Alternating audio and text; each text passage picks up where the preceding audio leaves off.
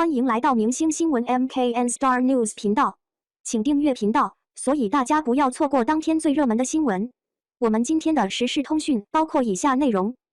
迪丽热巴的三角鼻真绝，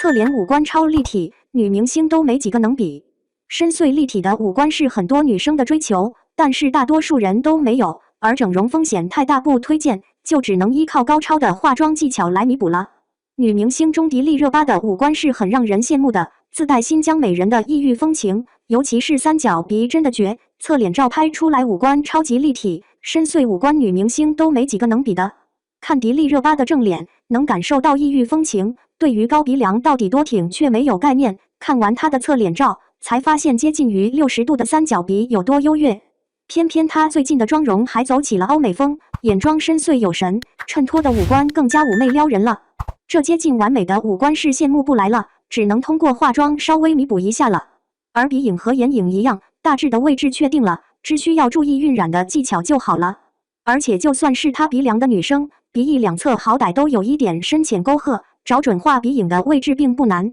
画鼻影的第一步是找准阴影色号，虽然颜色越深效果越好，但是也会非常不自然，建议找一盘大地色眼影，自己在家中尝试找到适合自己的那一款。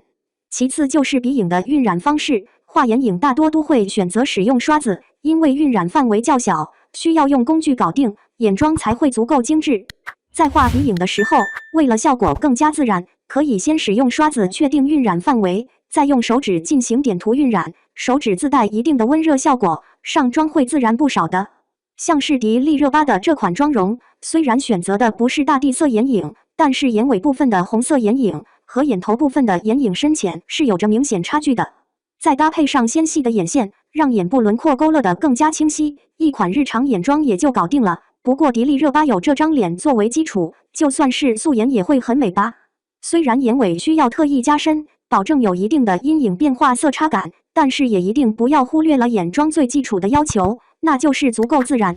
所以从眼头到眼尾的阴影一定要有一个渐变的效果，而不是像断层一样在眼部形成几个明显的分隔色块。